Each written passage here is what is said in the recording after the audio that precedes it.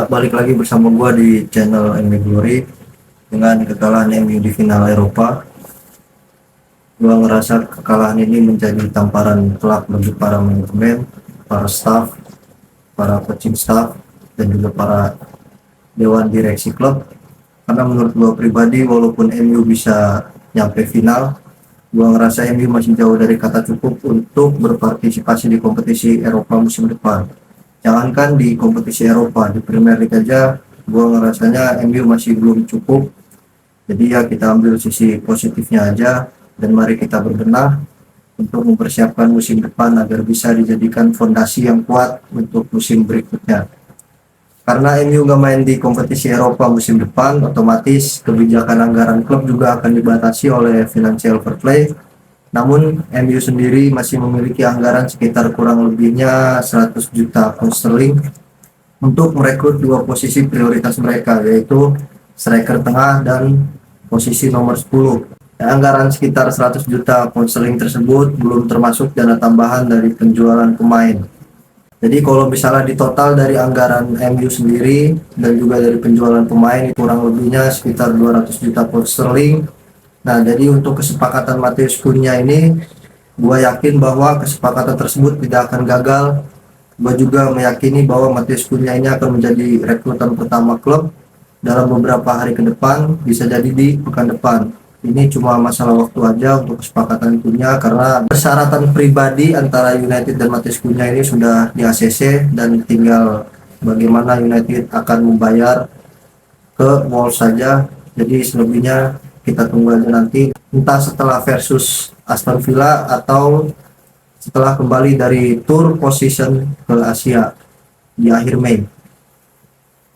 Nah, untuk posisi striker, Liam Delap masih menjadi prioritas utama bagi klub karena harganya yang murah, sekitar 30 juta pound sterling. Namun Delap sendiri masih belum memutuskan kemana ia akan berlabuh, baik ke Chelsea maupun United. Kedua klub tersebut masih menunggu keputusan akhir Liam Delap. Kemungkinan keputusannya akan dibuat sebelum kompetisi Eropa U21. Kalau nggak salah ya, entah kompetisi Eropa atau kompetisi Piala Dunia U21. Gue lupa detailnya. Yang jelas sebelum Liam Delap main bersama tim nasional U21 Inggris. Jadi tunggu aja dulu. Semoga ada kabar di beberapa hari ke depan. Sama halnya dengan Victor Gyökeres. Kemarin malam saya dapat informasi yang sumber saya bilang bahwa United telah menjadwalkan pembicaraan pada pekan depan dengan Victor Gyökeres dan juga perwakilannya untuk membahas apakah sang pemain masih tertarik untuk hijrah ke United atau tidak. Victor Gyökeres sendiri siap untuk pindah dan bereuni dengan Ruben Amorim apabila United memenangkan Europa League dan lolos ke Liga Champions. Namun kesepakatan tersebut kini menjadi sangat rumit bagi United karena Gyökeres sendiri merupakan penggemar berat Liga Champions dan ingin bermain di kasta tertinggi, sesuatu yang tidak dapat ditawarkan oleh United pada musim depan. Ruben Amorim dan klub akan mencoba, meskipun kini kesepakatan tersebut sangat mustahil, bisa dibilang ya sangat sulit banget untuk dapetin dia. Satu hal yang memungkinkan kesepakatan tersebut dapat terwujud adalah Gyökeres harus melakukan pengorbanan penting seperti Matheus Cunha, yaitu merelakan untuk tidak bermain di Liga Champions musim depan. Jadi kalau untuk posisi striker tengah ini kita masih harus melihat dan menunggu bagaimana United akan melakukan pergerakan guna mendapatkan pemain yang tepat agar bisa menambal tumpulnya lini depan mereka.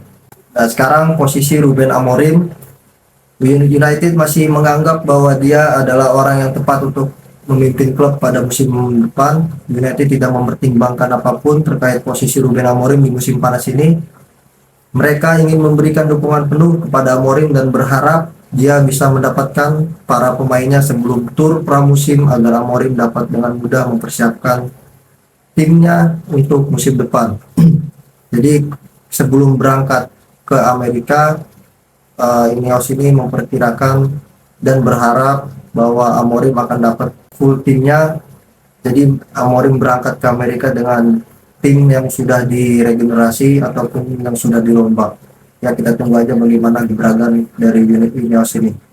Oleh karena itu mari kita juga mendukung Ruben Amorim. Kita udah melakukan banyak sekali pergantian manajer Tapi hasilnya masih tetap sama. Bahkan kemarin malam ada informasi dari Chris Feller, jurnalis asal Mail Sport, yang menyatakan bahwa beberapa pemain ada yang meragukan pendekatan dari taktik yang diajarkan oleh Ruben Amorim sendiri. Para pemain ini meragukan sistem 3-4-3-nya Amorim, dan gua di sini ngerasa bener-bener aneh. Coba kita flashback sedikit dari zaman Ole, Ralf Rangnick, dan juga Erik ten Hag. Tiga manajer itu menggunakan pola 4 back, tapi para pemain juga masih mengeluhkan sistem mereka.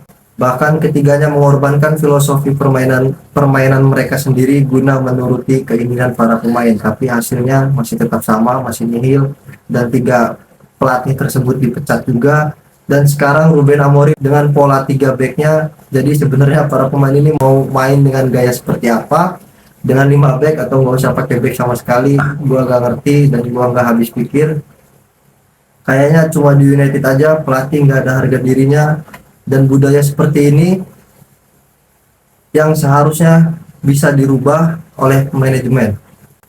Mereka harus kejam terhadap pemain yang seperti itu. Kalau misalnya itu cuma akal-akalan dari media aja, gua kepengen media-media yang seperti itu di banned aja dari klub.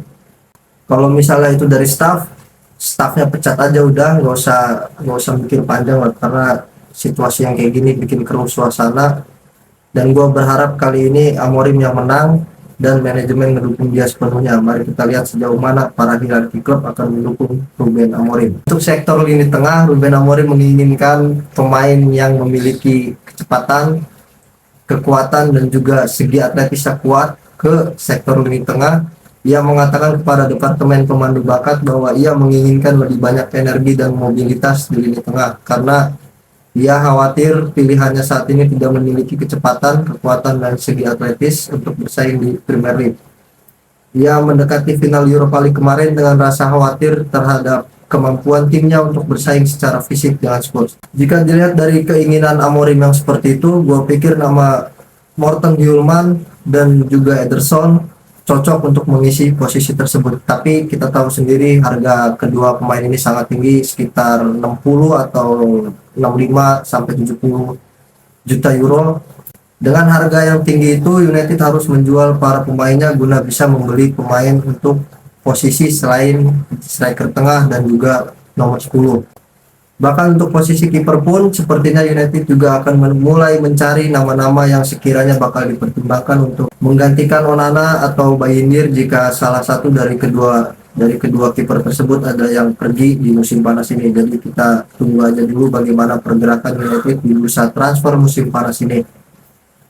Untuk posisi selain dari striker dan nomor 10, klub harus menjual beberapa pemainnya dulu, seperti misalnya Onana ada pergi, United bakal cari penggantinya. Misalnya Bayindir yang pergi, United juga bakal mencari penggantinya. Begitupun dengan posisi lain, United harus menjual pemainnya terlebih dahulu sebelum mereka bisa merekrut pemain baru. Nah, oleh karena itu kita lihat dulu siapa saja yang bakal keluar, dan yang pasti Matheus Cunha itu udah pasti bakal jadi rekrutan pertama United. Kalau Liam Delap kita masih harus menunggu bagaimana keputusan si pemain itu, apakah mau bergabung ke United atau enggak, karena United gak main di Eropa musim depan. Kalau Victor Gyökeres kemungkinannya sangat kecil sekali untuk bergabung, karena tahu sendiri si Gyökeres tadi itu udah pengagum beratnya Liga Champion, dan dia juga kayak main di level tertinggi. Dan United gak bisa nawarin proposal yang semewah itu, kecuali ya dengan gaji yang sangat tinggi. Semoga Gyökeres bisa tergoda untuk masuk ke United. Jadi kita tunggu aja bagaimana ke depannya. Ya, sabar aja dulu untuk sekarang, jangan iri sama Liverpool yang udah ini 2-3 pemain itu, Jeremy Frimpong, Florian Wirtz, sama siapa satunya lupa, apa Skerkes ya, iya Skerkes. Jadi gak usah iri dulu, santai aja, karena kita nggak terburu-buru juga. Kita tunggu aja gebrakan Ineos di bursa transfer musim panas ini kayak gimana. Oke, mungkin segitu aja dulu dari gua. Kalau masih banyak kekurangan harap dimaklumi aja, karena namanya juga masih menipis. Oke, salam Glory Man United.